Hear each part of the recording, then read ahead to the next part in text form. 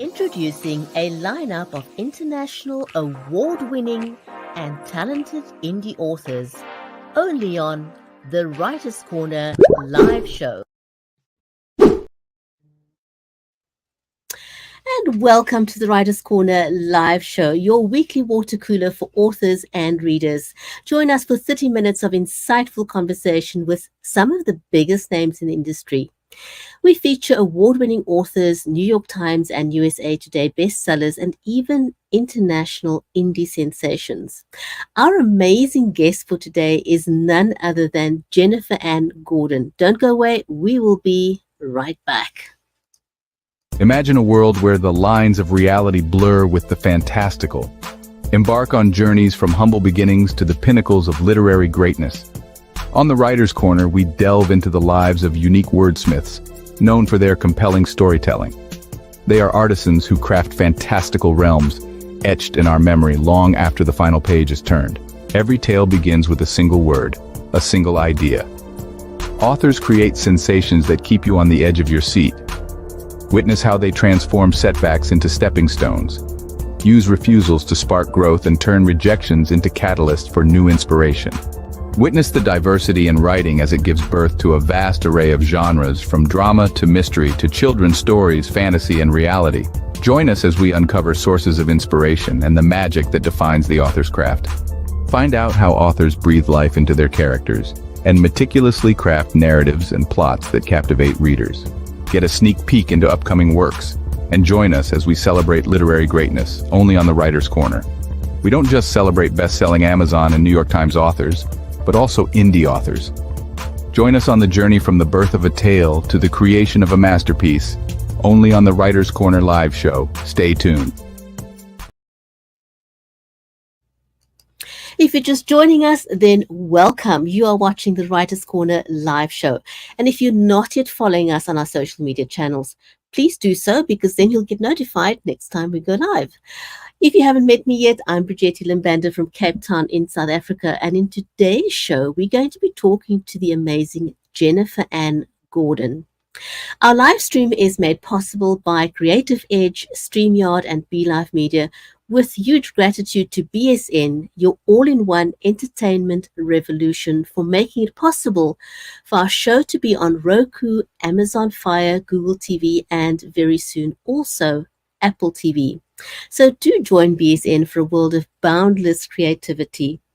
And with that, a special warm welcome to you, our viewers, and also our listeners. Before we introduce you to our amazing guest today, Jennifer Ann Gordon, first let me say hello to my friend and co-host, Mary Elizabeth Jackson. Mary is also a passionate author and a certified special needs and disabilities advocate who's committed to amplifying underrepresented voices. Mary is also a speaker, educator, ghostwriter, and songwriter. Mary, how are you today? I'm wonderful, Bridgetti. Thank you for the introduction as always. And we love what we could do. We've been very privileged to do this for 5.5 years, and we get to talk to an author today that we really love. She's become part of our author family, as we want to call it. And we really enjoy sharing the stories of our authors and just books for people to read, because there's so many avid readers out there, and we want to be a part of promoting and supporting literacy and the love of literacy. Absolutely. Jennifer really is a special guest on our show. So for those of you who've not yet met Jennifer Ann Gordon, she is an award-winning author known for her captivating blend of horror, grief, and trauma in storytelling. Winner of the Kindle Award for Best Horror Suspense for her novel Beautiful, Frightening, and Silent, and also the Helicon Award for Best Horror for Pretty Ugly. Jennifer's works delve deep into the human psyche. She's also a prominent host of the Vox Vomitus podcast and a member of esteemed writing organizations such as the Mystery Writers of America and the Horror Writers Association. So let's give Jennifer a warm welcome to the show, shall we? Yes.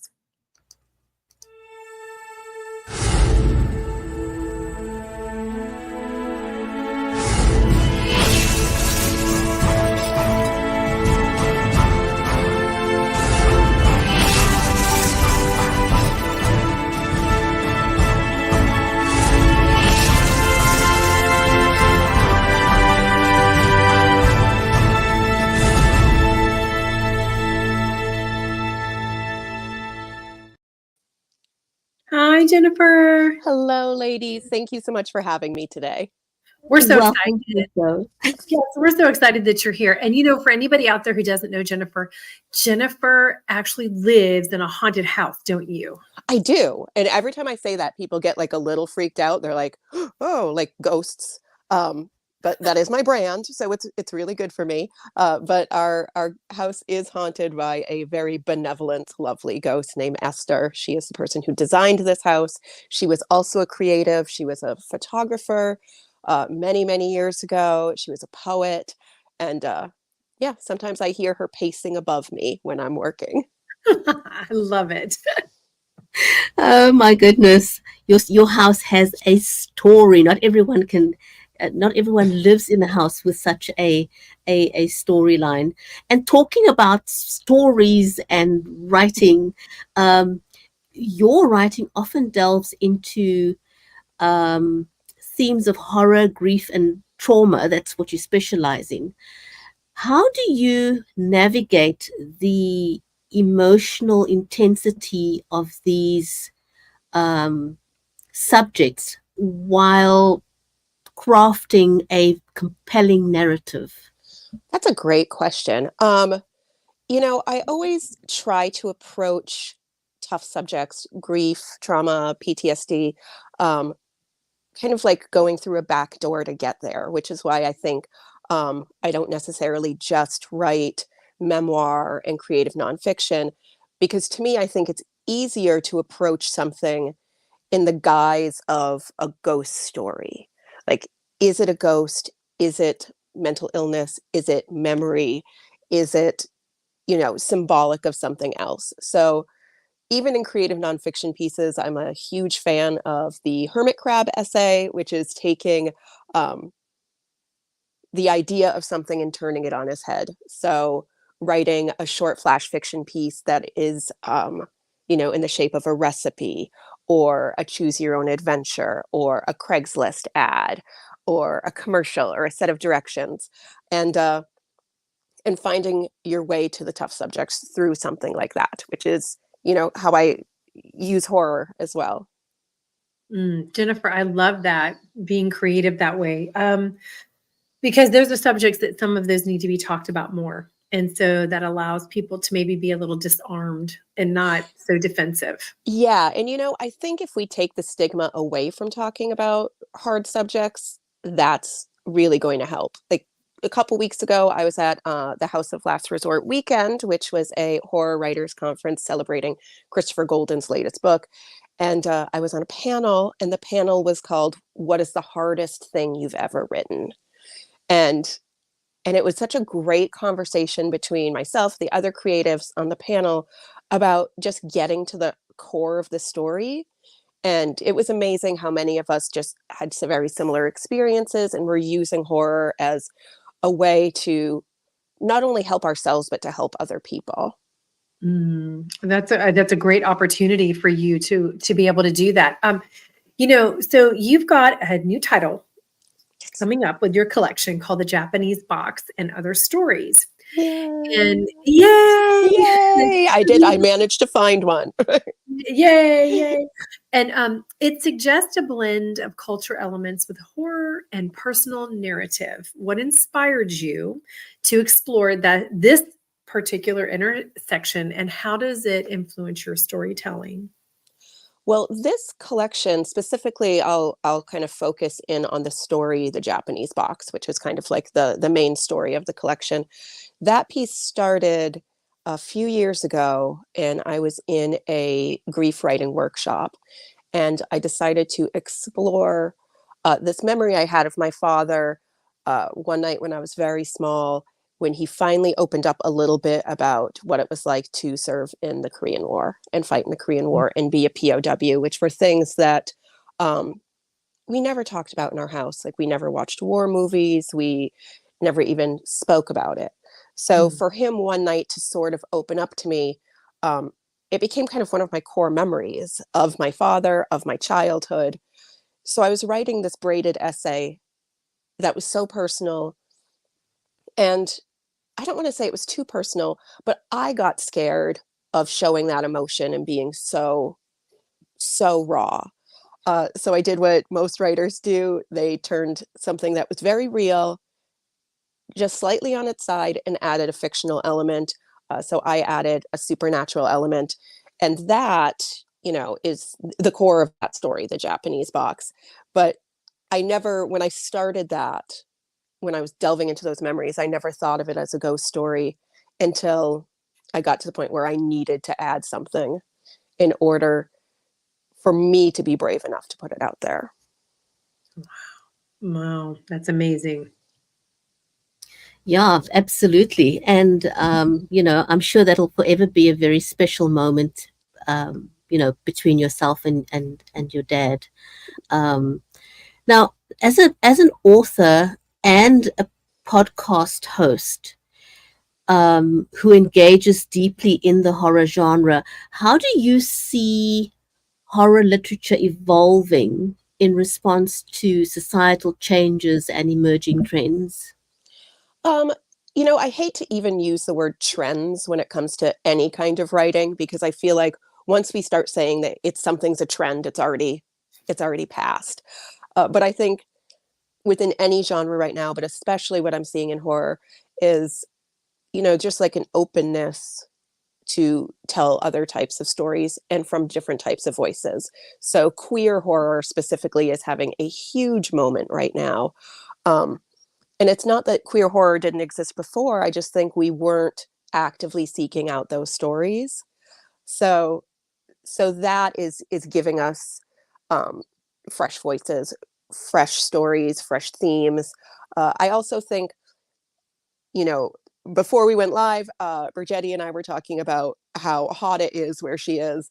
So I think as a society, as a world, we're all dealing with a lot of climate change issues, and the world changing in ways that almost seem unrecognizable from, I know, when I was a child. Just weather patterns are completely different. And I know currently there's kind of I don't want to say trend, but a movement towards a genre called cli-fi, which is climate fiction or sci-fi. I've never heard of that before, so yeah, that's a new word for me. Then this is the trend. Oh, But wow. this is like it's starting because we as creatives are finding a way for us to process what we're going through Sure. in a changing world like this. Right. Well, that's awesome. And yeah, even from like when I started in 2017, 2016, the growth of genres is just really, it's kind of mind blowing. Yeah. And even like all your keywords to choose for, when you're putting a book up and out, it just, if you just make that little tweak, your book can do so much better in that, in that keyword subject. So it's just crazy. But we were both reading about your bio, and you have also mentioned already about the things that have the writing communities that have influenced you and have given you that space to write, and grow. What is I'm interested in the New England Crime Bait Committee, and how has your participation in writing communities and shaped the events of your journey as an author?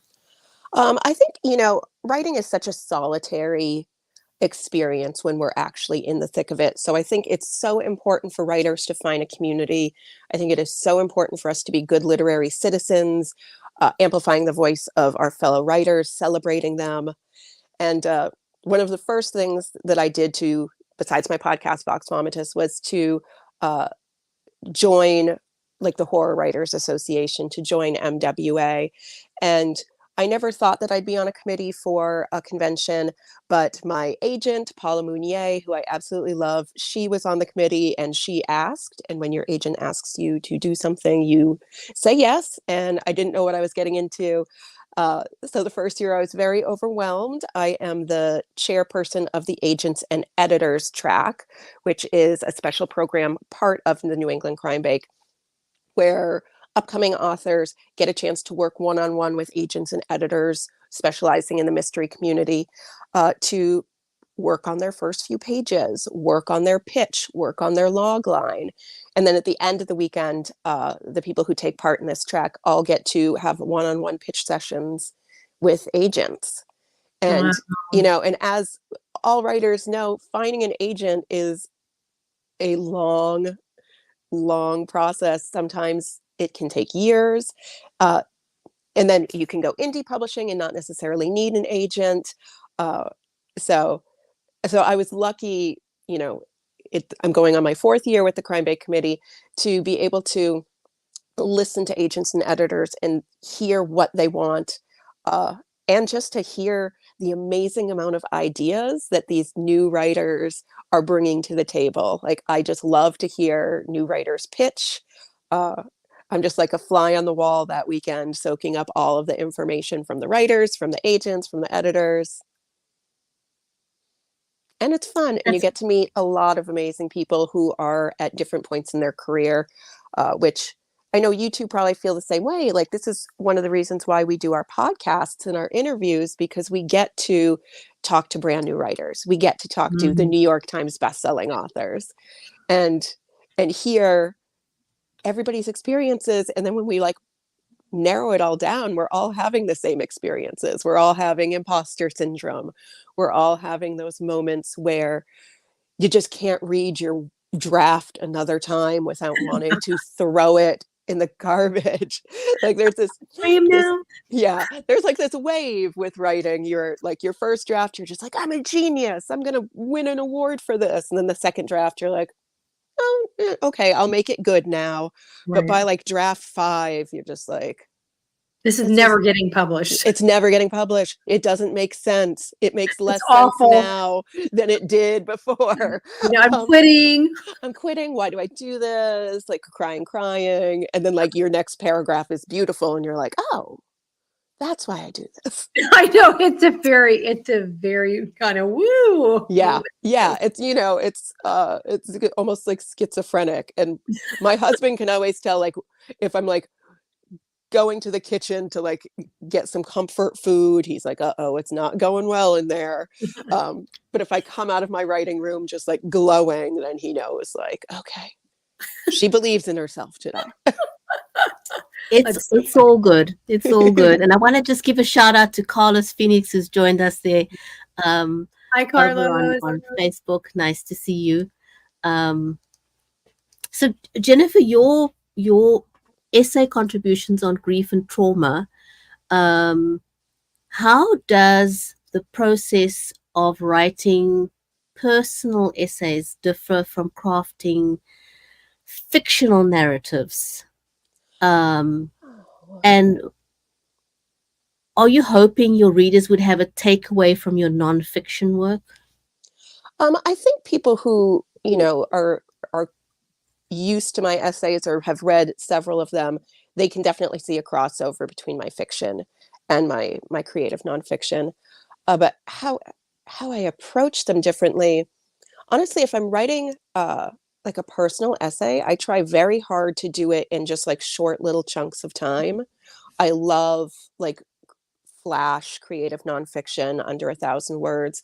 So I use a lot of like writing bursts when I do personal essays. So I'll set the timer on my phone for 14 minutes, and whatever comes out in those 14 minutes, that's what I'm working with. And I try not to read back what I'm typing. I use a free writer. I use an old Neo 2. So I can't really see what I'm writing. I can just see the line I'm typing. And it helps me to stay in the moment. And then later on when I'm working it, that's when I'll put in like a detail to language. But when I'm writing fiction, I think for me, it's hard to stay in the moment, because like I'll write something and immediately think, oh, I can phrase that better. Or so sometimes I just want to like tape paper in front of my computer screen so I don't see it at all. So I can just be there in the moment. Yeah, not be so judgmental, right? Yeah, I know.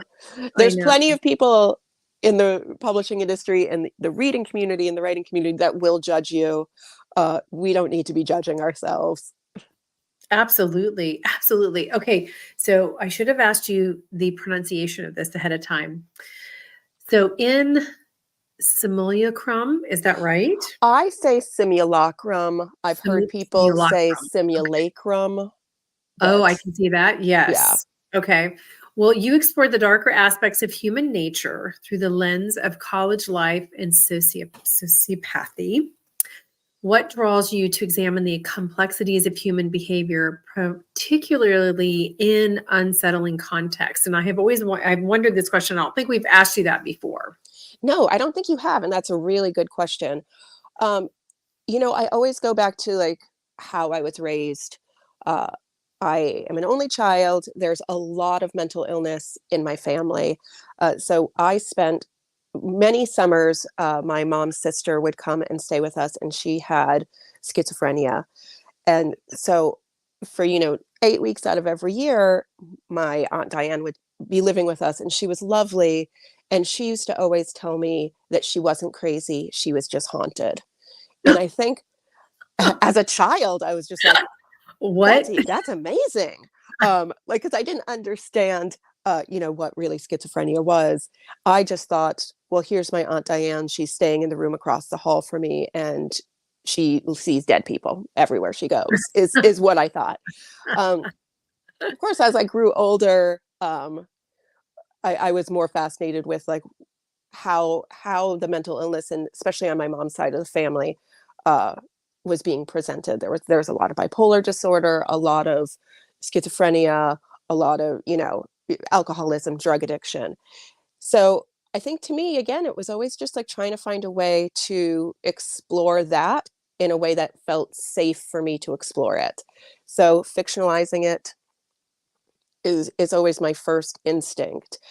Simulacrum is such a different type of story than I normally write, because it's very, very dark, but it's more comedic. It's satire. It was, something I started writing because I thought, who are the worst people in the world? And I just imagined this couple where one of them was a sociopath and the other one was a narcissist. And the lack of actual caring about each other, the complete lack of care for each other, and what that would mean if they were in a toxic relationship. And I have to say, I had so much fun writing the most awful dialogue and the most awful internal thoughts. And, I have a lot of people have read it and they said they loved that story the most because it was so different than everything else I've written. I don't know if I answered your question. I'm going to say yes. Yeah. You did. You did. I think what you said just sort of ties in so well with my next question for you. Your stories incorporate elements of both the supernatural or magical realism. So how do you then balance these fantastical elements with the pure raw emotions and experiences of your characters? I mean, you are just a master at doing this. Oh my gosh. Thank you. And I think, when you talk specifically about horror or even sci-fi or fantasy, I think the heart of all of these stories is just within our characters. So if the characters are truly believing something is happening either to them or in the world, whether that be a ghost, a werewolf, a haunted island, shadows that come to life. If your character believes that it's true, then it is true. So I don't feel like it's blending anything or having to work around it, because, I just feel like every fictional piece I write is true to the characters. It's true to them. It's not fiction to them. So, I have a short story in the collection House of Haunts called Inez, which is about a sentient mannequin. And that might seem very strange, but it is in fact based on a mannequin I inherited from a friend of mine who took his own life. So there is always a reality in everything. Wow. They're just, they're unusual things that you write about sometimes in the core of what you're doing. So that really makes you so unique in what you're doing, Jennifer, which is good, right? It's always good because you want to stand up, which you do. Yeah. So, and with your diverse background in art, writing, and podcasting, you're also a dancer. Yes, that is my day job. Yes. How do you find synergy between different creative mediums? And do you see yourself exploring new forms of storytelling in the future? And I'm going to go ahead and say yes on the last one because we know you. So Yeah. Yeah, of course. You know, I used to, for many years, I made my living doing mixed media collage work. And I really thought of every piece I ever did was a story. I just wasn't, it was a story I wasn't brave enough to tell in words. But I remember people would always talk about the titles of my pieces being so poetic and so amazing. And part of me was like, thank you so much. Because most of the titles came from lines of poetry I had written, but was too scared to show anybody. So just hearing words like, oh my gosh, I would have bought whatever that painting looked like just based on the title alone, made me start thinking there was probably value to my words. And dancing, I do ballroom dance, and I do like contact improvisation with my husband and my dance partner, and I feel like every dance is also a story that I'm telling, if it's, you know, if it's done right, if we're not just going through the motions. Yeah, I'm just thinking about you are the full embodiment of a creative human being, and it's really beautiful. Well, when you go to school for theater, you have to you realize you're like, oh, how am I going to make money? Yeah. I can't do math or science. Oh my goodness.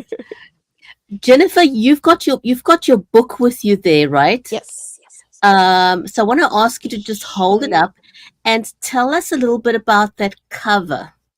So this cover is a painting done by the incredible cover artist and just artist in general. His name is Don Noble. He works for Rooster Republic Press. And I'll be honest, I saw this cover way before I wrote the Japanese box. And it was one of those covers that I just saw and I immediately bought it just because it spoke to me. This, like, I don't know how well you can really see it.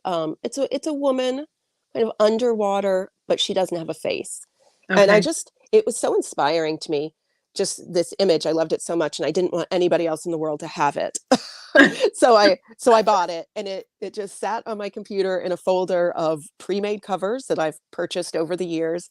And yeah, I didn't really think about this going into being the cover for the Japanese box, because I didn't know if the Japanese box was ever really going to see the light of day.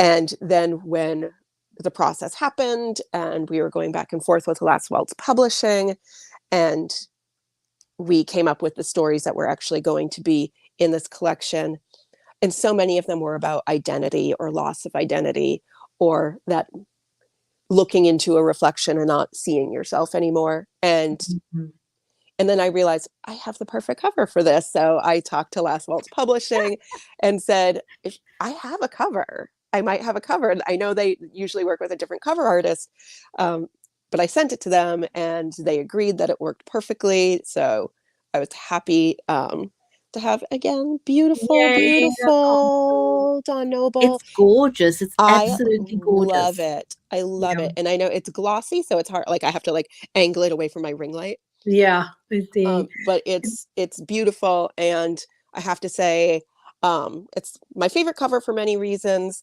Also because it has a quote from the incredible Josh Mallerman, the New York Times best-selling author of Bird Box and Daphne. He is one of my favorite authors, and he's a very sweet person, and he agreed to read this book and blurb it. So I have a great quote for him on the cover. So everything about this book is just like my dream come true. Oh my gosh, we're so excited for you. And that's just beautiful to see your creativity come to fruition. I mean, there's just nothing like it in the whole world. I know, it's why we do it. It's absolutely gorgeous. Jennifer, I could talk to you for another hour. I still have a gazillion questions, but unfortunately we have to say yes, you will be back. We know that. We have to have you back. Thank you both so much. Yeah, it was a great way to spend the later part of my morning. Okay. It's an absolute pleasure. And Patty's asking, how does she find you? The easiest place to find me is on my website, which is jenniferannegordon.com. And that's Ann with an E. It's probably scrolling underneath. And that has links to all of my books. It has links to my Amazon, Barnes & Noble, indie bookstore, like, you name it. It's easy to find me there. And the social media that I'm actually active on is on there as well, which is Facebook and Instagram are my two big ones. Okay, awesome. Jennifer, huge big thank you, and a thank you to our audience for today. It was great having you watching the show. Remember to write good stuff and be inspired one conversation at a time. You're watching the Writers' Corner live show brought to you by BSN, your all-in-one entertainment revolution, as seen on Roku, Amazon Fire, Google TV, and Apple TV. Until next time, goodbye for now.